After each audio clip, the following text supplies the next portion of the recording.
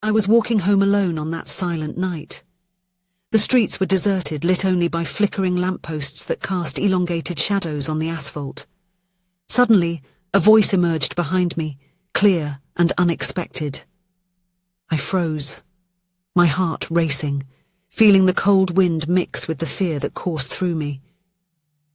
I turned slowly, every muscle tense, and what my eyes found made me hold my breath. Nothing could have prepared me for that. Hello, my friends. I am Linda, and this is the Linda's Stories channel. I hope you enjoy this story. The weight of life seemed to have fallen entirely on Ethan's shoulders that season.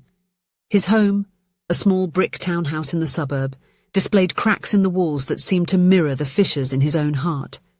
The faded wallpaper in the kitchen, which was once a vibrant yellow, now looked pale and lifeless, much like the hope that slipped away day by day.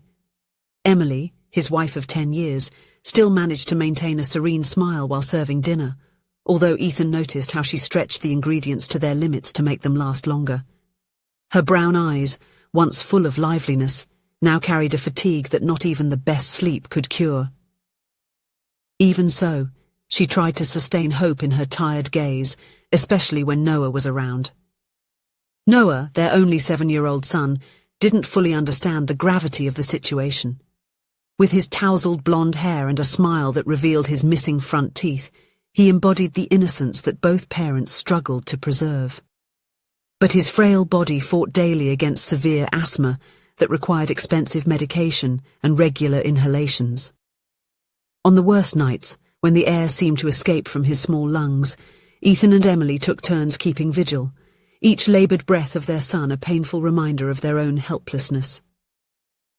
In the early hours of the morning, sitting alone at the kitchen table with a cup of weak coffee, Ethan was mentally reviewing what had happened to his life. The unjust dismissal that had occurred 3 weeks earlier still burned in his chest like an open wound. 15 years of loyalty to Hartman and Associates, where he worked as a logistics manager, erased with a simple unfounded accusation of negligence. A misplaced shipment, a missing document, issues that were not under his direct responsibility, but served as the perfect excuse for his superior Marcus Wellington to cut costs by eliminating his position. It wasn't me, Ethan had insisted, sitting in front of Wellington, whose cold eyes assessed him without emotion. You know the responsibility was with the shipping control team. I can prove it. The decision has already been made, Ethan. Be thankful for the years of service and move on. It's better for everyone. No proper prior notice, no time to prepare his finances, no chance for defense. Just a box with his belongings, and a mechanical handshake from someone he had worked alongside for more than a decade. Now, 3 weeks later, the money from the small emergency fund they had managed to save was practically depleted. The bills were piling up on the old dresser in the bedroom. Electricity, water, mortgage, and the most urgent of all, Noah's medications. We'll make it, Ethan, Emily would say every night when the lights went out and the darkness made it easier to share fears. God didn't give us Noah to take him away now. Something will come up. Emily had grown up in a religious family in the countryside, where faith was not just a word but a way of life. Ethan, though more reserved in his beliefs, found comfort in the silent prayers he said before sleeping. He remembered his mother, Margaret, a woman with hands calloused from hard work as a housekeeper, who even in the worst hardships maintained unwavering dignity. Son, she used to say, holding his face in her rough hands, always remember that a man's character is tested not when everything is going well, but when everything seems lost. It's in the storm that you know the good sailor. Margaret had passed away 5 years earlier, a victim of an aggressive disease, but Ethan could still smell the lavender that emanated from her always impeccably clean clothes. He could still hear her firm voice repeating that faith sustained a man when all else failed. In these memories, Ethan sought strength as someone clings to a plank amid a storm. In the solitude of some nights when sleep refused to visit him, Ethan would kneel beside the bed and ask for strength. He did not ask for wealth or ease, just the courage to carry on without losing himself. It was in this silent gesture that he found a spark of peace to face the next day. I'm going to find something today, Ethan said to Emily that Wednesday morning as she prepared breakfast for Noah. I know you will, she replied, placing her hand over his. Any job is honourable when the purpose is noble. Her words echoed in his mind all morning as he walked through the neighbourhood streets, going door to door, asking about any available work. That's how he ended up agreeing to paint the wall of a residential condo, a job that would normally require a team of at least 5 people. I need 2 days for this, said the manager, a chubby man with thick eyebrows. I'll do it in 1, Ethan replied, ignoring the man's look of disbelief. For endless hours, Ethan worked under the scorching sun. His hands, once accustomed to the keyboard and spreadsheets, now held the paint roller firmly. The strong smell of white paint made his eyes burn, and his arms throbbed with a fatigue he had never experienced before. But each brushstroke was for Noah, for Emily, for the dignity he refused to abandon. At the end of the day, the wall surrounding the entire condominium gleamed in pristine white. Ethan looked at the completed work with a mixture of pride and exhaustion. His body ached, but he had fulfilled the impossible promise. Now, all that was left was to receive the promised $300, money that would be enough to buy Noah's medications for 2 more weeks. The manager is not here, informed the secretary, a young woman who barely lifted her eyes from her phone when Ethan introduced himself at the reception. He'll only be back on Monday. But we agreed that the payment would be today, as soon as I finished, Ethan insisted, feeling his heart racing. My son's medicine. I'm sorry, I can't help, she responded indifferently. Leave your phone number, and when he gets back, I'll get in touch. The next day, after numerous failed attempts to make contact, Ethan discovered that the building manager had travelled and the condominium couldn't get involved in the agreement made. It was as if the walls of the world were closing in around him, slowly suffocating him. As he made his way home, with his hands still stained with white paint and his heart heavy with disappointment, he felt his phone vibrate in his pocket. It was Brandon Miller, an old schoolmate he had reconnected with weeks earlier when he was still trying to drown the sorrow of unjust dismissal. Ethan, are you still looking for a gig? Brandon's voice sounded cheerful on the other end of the line. More than ever, he replied, stopping on the sidewalk to hear better. I have a simple job for tonight. I just need someone to drive a car while I make a collection. $300 for 2 hours of work. What do you say? Ethan hesitated. He didn't know much about Brandon's business, but he knew he was always involved in questionable activities.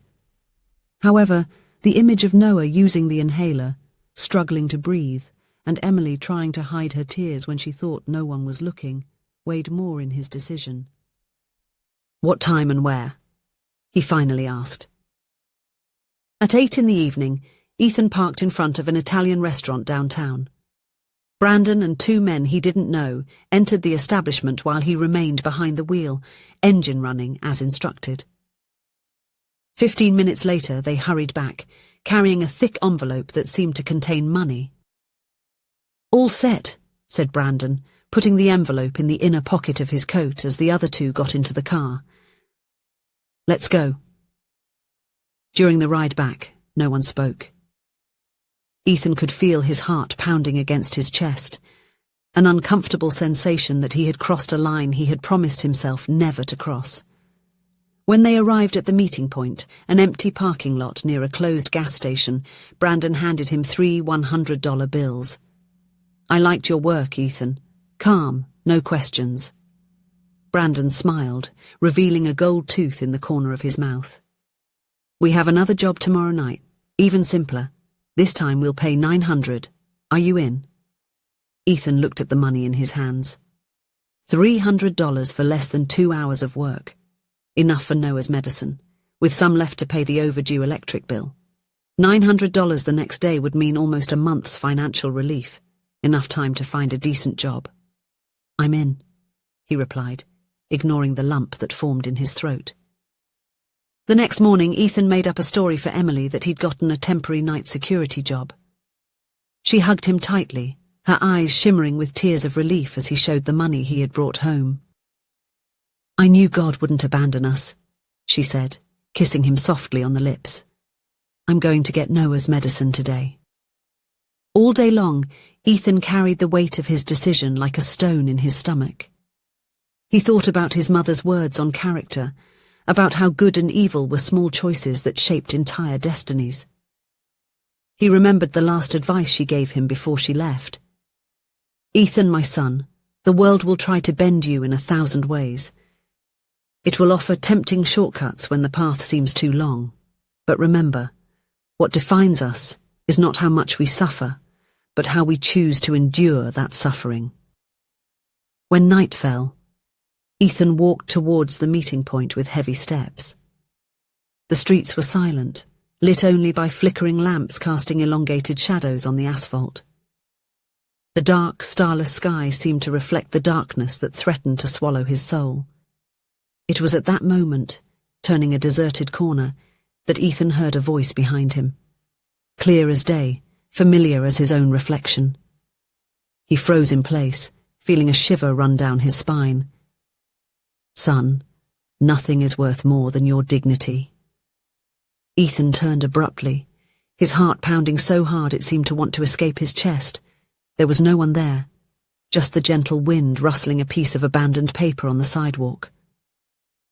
But his mother's voice had been so real, so present, that he could almost smell the lavender scent that always accompanied her. He took a deep breath, feeling his legs tremble. He was not a superstitious man, had never believed in ghosts or supernatural interventions. Yet in that moment, he felt as if his mother were by his side, guiding him, as she had done so many times when he was a child. With trembling hands, he pulled his phone from his pocket and dialed Brandon's number. "I can't go," he said as soon as he heard the voice on the other end. "Sorry, but I'm out." "Do you know what you're doing, Ethan?" Brandon's voice sounded threatening. "If you give up now, you'll have to return yesterday's money. Do you understand me?" Ethan closed his eyes, thinking about Noah's medicine that Emily had already bought, about the electric bill that was due the next day. "I understand," he replied firmly. "I will return the money tomorrow." "You idiot!" Brandon shouted, before hanging up. Ethan returned home with his head hung low, without any answers to give Emily. How could he explain that they would have to return the money they had already spent? How would he face the disappointment in her eyes? He slept little, tossing and turning in bed, afraid of what tomorrow might bring. But the next morning, when he turned on the small kitchen television while making coffee, Ethan felt the ground disappear beneath his feet. The news showed Brandon and his associates being arrested during an attempted armed robbery at a local bank. The reporter mentioned that the gang had been planning the heist for weeks and that the police had already been monitoring their movements. Ethan turned off the TV with trembling hands and fell to his knees on the kitchen floor. It had taken just one late decision, a choice of minutes, for his life to have taken a path of no return. He closed his eyes and cried silently, thankful for the deliverance. The following days were still difficult. He explained to Emily that the security job had ended abruptly, and together they looked for ways to cope with the situation. It was then that an unexpected change began to occur. Emily, who did small sewing jobs at home to supplement their income, received a visit from an old client, Mrs. Peterson. "My daughter is getting married in 2 months," explained the lady as she showed photos of the dress she wanted for the ceremony. "And I trust no one but you to make the adjustments, Emily. Your hands are blessed." During the conversation, Noah had an asthma attack, and Emily had to interrupt the appointment to medicate him. Mrs. Peterson, visibly moved by the situation, asked about the boy's illness. Emily, without hiding her concern, explained about the expensive medications and the difficult financial situation they were facing. The next day, Mrs. Peterson returned, but she was not alone. With her came her husband, Dr. Peterson, the director of a local hospital. "Emily, my husband would like to talk to you," said the lady with a gentle smile. Dr. Peterson, a middle-aged man with grey hair and kind eyes, sat at the kitchen table and listened attentively to Ethan and Emily's story. At the end, without hesitation, he made a proposal that would change their lives. "I have an opening for an administrative assistant at the hospital. The salary is not exceptional, but it comes with a health plan that will cover Noah's medications. Furthermore, I can enroll him in a research program on new therapies for childhood asthma. What do you say, Ethan?" 2 weeks later, Ethan was walking home after his first full day of work at the hospital. The night sky, now filled with stars, seemed brighter than ever. His steps were light, carrying not only the weight of his responsibilities, but also the certainty that he had made the right choice. When he got home, he found Emily and Noah sitting on the porch, gazing at the stars. The boy was using a new inhaler, part of the research program, and his breathing seemed easier, more natural. "Dad!" Noah ran to hug him, his small arms wrapping tightly around Ethan's waist. "We're counting stars!" Ethan lifted his son into his arms and spun him around in the air, hearing his pure laughter echo in the silent night. Emily approached, her eyes shining not with tears of worry, but with the serenity of someone seeing the storm pass. "Welcome home," she whispered, kissing him softly. That night, after putting Noah to bed, Ethan lingered for a few moments watching his son sleep peacefully. In his heart, he carried the certainty that the voice he heard in the dark night was not merely his imagination or memory. It had been a reminder, a guide, perhaps even a blessing. The lesson she kept for herself and her loved ones was simple, yet profound.